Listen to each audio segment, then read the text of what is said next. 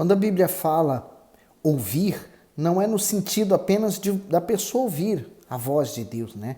Por exemplo, o Senhor Jesus falou: quem tem ouvidos, ouça, né? Todo mundo tem ouvido e que esteja bom vai poder ouvir, mas a questão é o praticar. Essa é a diferença. Quem ama o Senhor Jesus demonstra praticando a palavra dele. E hoje nós vamos meditar em Jeremias capítulo 10. Antes de tudo, vou pedir a direção. Meu Deus, obrigado pela oportunidade que o Senhor nos dá de poder ter acesso a essa tua palavra. E eu peço em nome de Jesus que o teu Espírito venha nos dirigir e conduzir os nossos pensamentos para que possamos ouvir a tua voz. Em nome de Jesus. Amém. Versículo 1. Ouvi a palavra que o Senhor vos fala a vós, ó casa de Israel. Assim diz o Senhor: não aprendais o caminho dos gentios, nem vos espanteis dos sinais dos céus, porque com eles se atemorizam as nações. Porque os costumes dos povos são vaidade, pois corta-se do bosque o madeiro, obra das mãos do artífice, feita com machado, com prata e com ouro, o enfeitam, com pregos e com martelos o firmam, para que não se mova. São como a palmeira, obra torneada, porém não podem falar. Certamente são levados, porquanto não podem andar. Não tenhais receio deles, pois não podem fazer mal, nem tampouco têm poder de fazer bem. O comentário diz: os deuses de hoje. Antes da invasão babilônica, a idolatria e todos os tipos de práticas pagãs da época estavam no auge da sociedade judaica. Embora Jeremias declarasse a gravidade desses pecados, esses costumes atravessaram séculos e contaminaram povos em todas as partes do mundo. Não são poucos os que seguiam por superstições, cartas ou previsões de horóscopo. É também muito grande a quantidade daqueles que possuem algum tipo de ídolo, que pode ser uma imagem simples ou sofisticada. Essas imagens se ajustam a todos os perfis, gostos e bolsos, mas acarretam o mesmo prejuízo espiritual. Porém, a idolatria não se restringe à adoração de uma figura, de um símbolo ou de uma representação. Tudo que é adorado pelo ser humano pode se tornar o seu Deus.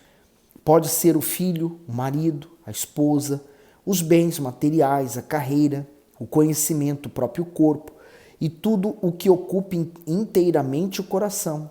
Diante disso, esteja atento, pois esse mal pode estar escondido no coração de pessoas aparentemente corretas e cristãs.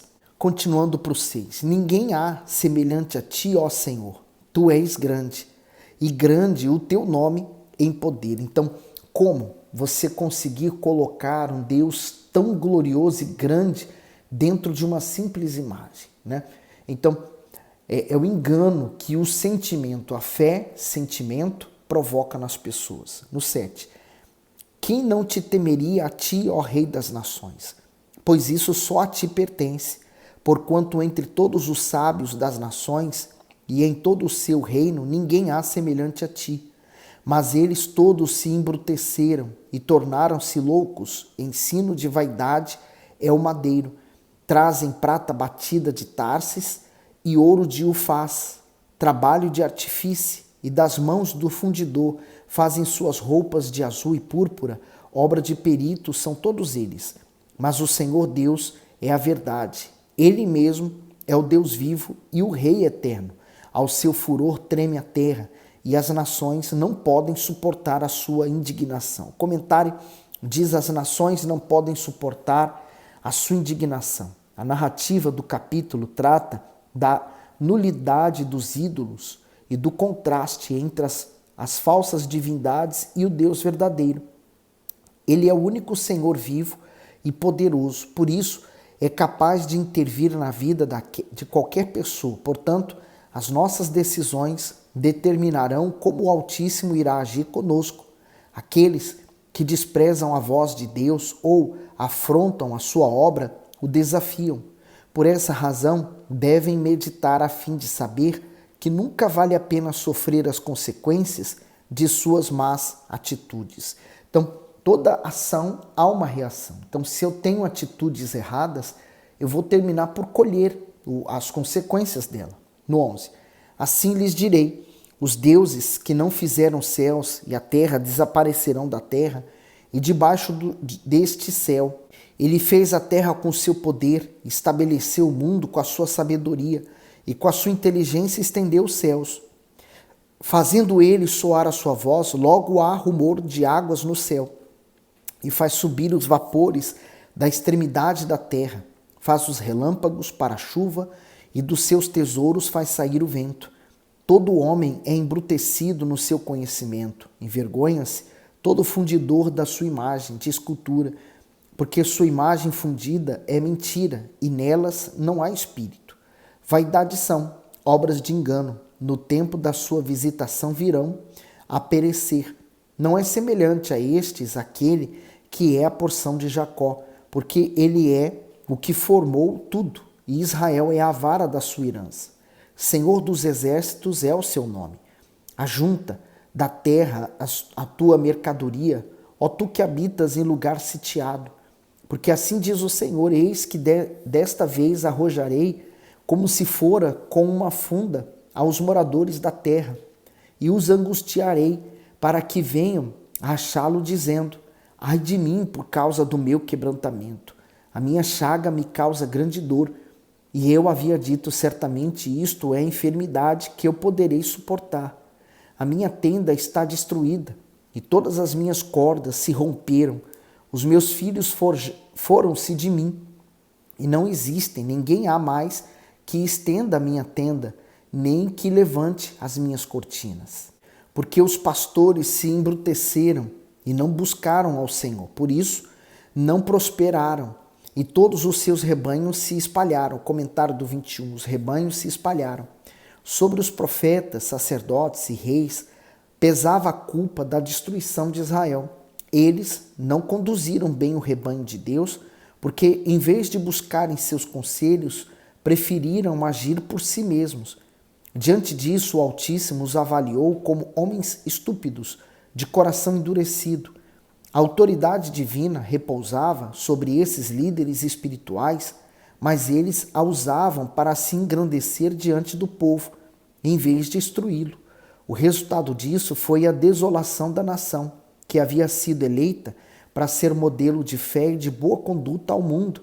Assim, seus habitantes foram dizimados e os sobreviventes foram espalhados por terra estrangeiras. E sabe por que o peso pesava sobre os sacerdotes? Porque eles tinham uma obrigação diante de Deus, levar a nação a não se corromper, mas eles viam a corrupção, mas eles não queriam perder o seu cargo, né? Já Jeremias não estava preocupado em ter título ou posição ou condições, ele simplesmente falava a verdade, mas pagou um preço muito caro. 22. Eis que vem uma voz de rumor, grande tremor da terra do norte para fazer das cidades de Judá uma assolação, uma morada de chacais. Eu sei, ó Senhor, que não é do homem o seu caminho, nem do homem que caminha a dirigir os seus passos. 23, o comentário do bispo, não é do homem o seu caminho. Embora o Todo-Poderoso tenha criado o homem com livre arbítrio e o dotado de liberdade para fazer suas escolhas, ele deseja, como um pai, guiá-lo às melhores decisões. Nada alegra mais o Criador que ver suas criaturas buscando seus conselhos. Afinal, elas são obras de suas mãos. No entanto, o ser humano prefere seguir seus próprios caminhos, fazendo não apenas o que fere o corpo, como se entregar aos vícios e à prostituição, mas também a alma. Alguns se ferem tanto em sua vida desregrada que chegam a ponto de se destruir. Mas aqueles que são humildes reconhecem seus erros e lutam para sair deles enquanto há tempo. Esses não desperdiçam a chance de encontrar a verdadeira felicidade que está na dependência do Altíssimo. 24. Castiga-me, ó Senhor, porém com juízo, não na tua ira, para que não me reduzas a nada. Derrama a tua indignação sobre os gentios que não te conhecem, sobre as gerações que não invocam teu nome, porque devoraram a Jacó e devoraram-no, e o consumiram e assolaram a sua morada. Comentário do 24 e 25, não me reduzas a nada. Jeremias não tinha sido idólatra, rebelde ou injusto com ninguém. Ele fala em nome da nação de Israel. O profeta pede que o Senhor tempere sua justa ira com bondade, para que haja esperança de sobreviventes. Por causa do pecado, o Altíssimo tinha o direito de repreender e agir com o seu povo como bem entendesse. Mas em sua súplica, Jeremias apela para que Deus considere a fragilidade humana e a incapacidade do homem de viver longe dele. Se Deus aplicasse em nós a mais justa disciplina, sem misericórdia e paciência, todos seríamos destruídos. O que ele permitiu e tem permitido visa ao bem, isto é, a correção e a cura da infidelidade. Israel precisava chegar a esse ponto? Não. Eles chegaram a essa situação porque eles desprezaram a palavra de Deus. E isso acontece, se repete aos montes nos dias de hoje. Agora Jeremias capítulo 11. A palavra que veio a Jeremias da parte do Senhor, dizendo: ouvi as palavras desta aliança e falai aos homens de Judá e aos habitantes de Jerusalém. Dize-lhes, pois, diz o Senhor Deus de Israel, maldito o homem que não escutar as palavras desta aliança, que ordenei a vossos pais no dia em que os tirei da terra do Egito, da fornalha de ferro, dizendo: dai ouvidos à minha voz e fazei conforme a tudo quanto vos mando. E vós sereis o meu povo e eu serei o vosso Deus, para que confirme o juramento que fiz a vossos pais, de dar-lhes uma terra que manasse leite e mel, como se vê nesse dia. Então eu respondi e disse: amém, ó Senhor. Então Deus prometeu a terra, deu a terra, mas ordenou que eles obedecessem. Qual era o que eles tinham que fazer? Ser fiel, não ter outros ídolos e expulsar os moradores da terra, idólatras, daquele lugar e santificar a terra ao Senhor. Então, eles abandonaram tudo isso, né? Eles fizeram o contrário de tudo que Deus havia dito. Então, qual era a consequência? Era a maldição, mas não que Deus estivesse amaldiçoando, mas porque eles buscaram isso para eles. O comentário do 1 ao 5 diz assim: ó, maldito o homem que não escutar. Os hebreus que foram libertos da escravidão no Egito receberam do próprio Deus os termos para firmarem aliança com ele. Por livre vontade eles aceitaram, e desde então nenhum novo preceito havia sido adicionado à palavra que o Senhor havia dado no deserto. Assim ninguém poderia dar desculpas de desconhecimento, pois os mandamentos sagrados eram claros, isto é, asseguravam bênçãos aos que atentamente os praticassem, maldição aos rebeldes. Quando um homem firma uma aliança com Deus, ele se compromete a ser fiel. Isso significa que todos os seus direitos e privilégios espirituais estarão condicionados à sua obediência. Caso viole o pacto firmado com o Senhor, estará sujeito a dores provenientes da sua própria desobediência. Então, é como do casamento, né? A pessoa se casa, por exemplo, ninguém casa para ser infiel, né? A mulher, ela quer ter o marido só para ela. O marido quer ter a mulher só para ele. Então, há uma aliança, um pacto, né, de estarem juntos, seja qual for a condição, boa ou má. Então, assim é o casamento com Deus, né? Nós estarmos servindo e estar debaixo das suas asas perpetuamente. No 6, e disse-me o Senhor, apregou todas essas palavras na cidade de Judá e nas ruas de Jerusalém, dizendo: ouvi as palavras dessa aliança e cumpri-as, porque deveras adverti os vossos pais no dia em que os tirei da terra do Egito, até o dia de hoje, madrugando e protestando e dizendo: dai ouvidos à minha voz. Mas não ouviram, nem inclinaram seus ouvidos. Antes, andaram cada um conforme o propósito do seu coração malvado. Por isso trouxe sobre eles todas as palavras dessa aliança que lhes mandei que cumprisse, porém não os cumpriram. Disse-me mais o Senhor: uma conspiração se achou entre os homens de Judá, entre os habitantes de Jerusalém. Tornaram as maldades de seus primeiros pais, que não quiseram ouvir as minhas palavras, e eles andaram após outros deuses para os servir. A casa de Israel e a casa de Judá quebraram a minha aliança que tinha feito com seus pais. Então, quer dizer, Deus está usando agora o profeta para adverti-los, mas Você vê que Isaías fez isso, outros profetas fizeram isso, mas eles continuaram como se tivessem cegos mesmo, literalmente. 11. Portanto, assim diz o Senhor, eis que trarei mal sobre eles, de que não poderão escapar e clamarão a mim, mas eu não os ouvirei. Então irão às cidades de Judá e os habitantes de Jerusalém e clamarão aos deuses a quem eles queimaram incenso. Estes, porém, de nenhum modo os livrarão no tempo do seu mal. Quer dizer, Deus, ele vai tapar os ouvidos para não ouvir aquele clamor. E aí, como Deus não responde, o que eles vão fazer? Vão correr aos deuses que eles criaram. E esses deuses também não vão poder livrá-lo, porque é Deus permitindo que o mal venha. E diz no 13, porque segundo o número das tuas cidades são os teus deuses, ó Judá. E segundo o número das ruas de Jerusalém, levantastes altares à impudência, altares para queimardes incenso a Baal. Tu, pois, não ores por este povo, nem levantes por ele clamor nem oração, porque não os ouvirei no tempo em que eles clamarem a mim por causa do seu mal. Comentário do 14, não ores por esse povo. Os israelitas estavam tão mergulhados em seus pecados que o Altíssimo ordena que Jeremias não ore mais por eles. A disposição da nação em se opor às advertências do profeta fez com que Deus esgotasse suas tentativas de favorecê-la. Situação semelhante ocorreu quando o profeta Samuel ainda se lamentava pelo rei Saul, mesmo após Deus tê-lo rejeitado. Está em 1 Samuel 16.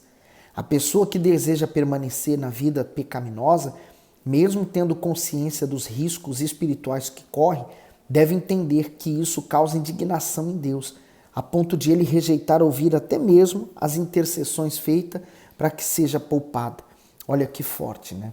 Quantas pessoas hoje nós alertamos, orientamos, falamos, mas ela prefere seguir o coração enganoso, né? Então, quer dizer, às vezes nós continuamos orando, mas Deus às vezes não quer que nós oremos mais por essas pessoas. 15. Que direito tem a minha amada na minha casa, visto que com muitos tem cometido grande lascívia? Crês que os sacrifícios e as carnes santificadas poderão afastar de ti o mal? Então saltarias de prazer. O comentário diz, minha amada, era assim que o povo de Israel era considerado por Deus. Em outras passagens bíblicas, era chamada de esposa do Senhor. Embora a nação desfrutasse do privilégio de ser protegida pelo Altíssimo e de possuir a sua casa, ou seja, o templo, Israel não abandonava suas abominações. A carne santificada se refere aos sacrifícios feitos continuamente no altar. Isto é, as pessoas eram zelosas com a religião, mas eram relaxadas com a fé e com a obediência à palavra. O ato de saltar de prazer indica que assim que elas acabavam de apresentar suas ofertas no templo, já iam correndo praticar o pecado. Por isso o Altíssimo pergunta que direitos a nação supunha ter depois de haver quebrado o pacto com ele. Mesmo apresentando obras desprezíveis, Israel queria se manter com a aparência de nação santa. Vemos o mesmo comportamento naqueles que são assíduos frequentadores de igreja, mas se conservam na hipocrisia de uma vida dupla.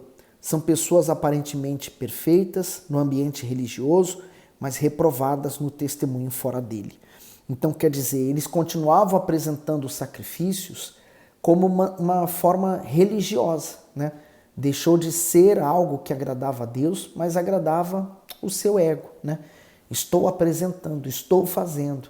E quando, na verdade, Deus não quer o fazer, Ele quer o ser. Antes de fazer, temos que ser. Por exemplo, há uma igreja em Apocalipse que Deus fala que ela perdeu o primeiro amor, apesar dela ter muitas obras. Então ela estava preocupada em fazer muitas obras, mas já havia perdido o primeiro amor. Então o resgate do primeiro amor nos torna para Deus. No 16, o Senhor chamou o teu nome de oliveira verde, formosa por seus deliciosos frutos, mas agora a voz de um grande tumulto acendeu fogo ao redor dela e se quebraram os seus ramos, porque o Senhor dos exércitos que te plantou pronunciou contra ti o mal pela maldade da casa de Israel. e da casa de Judá, que para si mesma fizeram, pois me provocaram a ira queimando incenso a Baal. O comentário diz: oliveira, nas escrituras, Israel é comparada a uma vide e também a uma oliveira que, enquanto era fiel, permanecia verde e formosa devido aos seus abundantes frutos. As características da oliveira a distinguem das demais árvores, pois ela é uma planta extremamente resistente. Quando é cortada, suas raízes permanecem firmes na terra para que possam crescer novamente. Por isso, sobrevive por centenas de anos. Além disso, os brotos da oliveira geram muitas outras árvores. O produto da oliveira, o azeite, era precioso porque, além de ser usado na preparação de alimentos, servia de combustível para a iluminação. O próprio Deus declara que havia plantado Israel, porém, devido à infidelidade da nação, ele mesmo a entregaria para ser queimada pelos inimigos. Nas mãos dos cruéis caldeus, o povo se daria conta dos numerosos privilégios que haviam usufruído com o Senhor eterno e não deram valor. A pior coisa que tem é ingratidão, né? Porque ela faz da pessoa virar as costas para aquele que mais lhe ajudou. 18. E o Senhor me fez saber, e assim o soube, então me fizeste ver as suas ações. O comentário do 18, o Senhor me fez saber. Ao ouvir as palavras de repreensão, o povo se ressentiu contra o profeta e tramou a sua morte. Não houve temor ou discernimento, nem sequer por parte dos sacerdotes de sua terra natal. A preservação da vida de Jeremias foi um milagre de Deus, pois se não fosse sua constante intervenção, os ímpios o teriam matado. Que ignorância! Pensar que se livrando de Jeremias ficariam livres do julgamento. Todas as nações praticadas em oculto para prejudicar ou beneficiar alguém, ilegitimamente, são vistas e julgadas pelo justo juiz de toda a terra. Então, olha só, Deus não prometeu proteger a Jeremias? Aí você fala, se ele estava correndo risco de vida, então não houve proteção. Houve. Ninguém pôde matá-lo, mas Deus não privou ele de passar lutas. Então, ele vai agora enfrentar lutas, é como eu falei. E imagine, né? Todo mundo está na escuridão. Vem Jeremias e pum, acende uma luz, né? Quem está na escuridão e não quer sair da escuridão se sente incomodado com a luz. Quem está nas trevas, mas está sofrendo e não vê a hora que uma luz se acenda para que ele possa sair daquela condição, vai ver uma oportunidade de mudar de vida. Então, duas reações vai surtir quando a palavra da verdade chega. Ou a pessoa vai ouvir e vai ter ódio daquele que está pregando, ou ela vai ouvir e ela vai olhar para si e vai agradecer por aquela luz, porque aquela luz vai libertar ela. Então, duas coisas podem acontecer. 19. E eu era como um cordeiro, como um boi que levam à matança, porque não sabia que maquinavam propósitos contra mim, dizendo, destruamos a árvore com o seu fruto e cortemo-lo da terra dos viventes e não haja mais memória do seu nome. O comentário diz, maquinavam propósito contra mim. Jeremias parece não acreditar que as pessoas conspiravam contra ele, tramavam a sua morte, mas como um cordeiro manso, ele não suspeitava do plano contra a sua vida. As palavras denotam que as maquinações partiram dos seus próprios companheiros conterrâneos de Anatote. O profeta estava sendo ingênuo ao esperar a sinceridade e respeito de quem não era fiel nem mesmo aos princípios e valores da fé. Não podemos ter maus olhos com relação às pessoas à nossa volta, mas somos orientados pelo Senhor Jesus a sermos prudentes, a fim de não tornarmos vítimas fáceis da maldade alheia. Mateus 10 e 16, eis que vos envio como ovelhas ao meio de lobos, portanto sede prudentes como as serpentes e inofensivos como as pombas. Concluindo o comentário, a simplicidade deve vir acompanhada de bom senso e cautela. Caso contrário, pessoas maliciosas podem tirar proveito daqueles que são ingênuos, a fim de jogá-los em ciladas. O ingênuo tem uma facilidade extrema de acreditar em tudo o que lê ou ouve, e assim não questiona nem analisa bem as situações.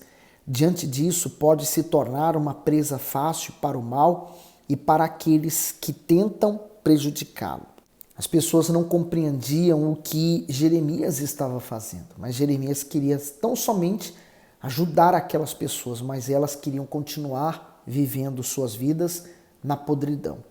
No 20, mas, ó Senhor dos exércitos, justo juiz que provas as entranhas e o coração, veja eu a tua vingança sobre eles, pois a ti descobri a minha causa. Portanto, assim diz o Senhor acerca dos homens de Anatote, que buscam a tua vida, dizendo, não profetizes no nome do Senhor, para que não morras às nossas mãos.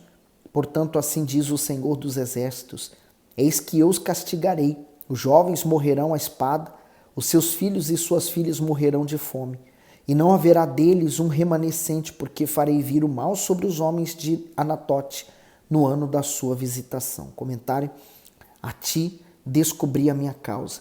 Jeremias revela ao Todo-Poderoso a injustiça pela qual estava passando.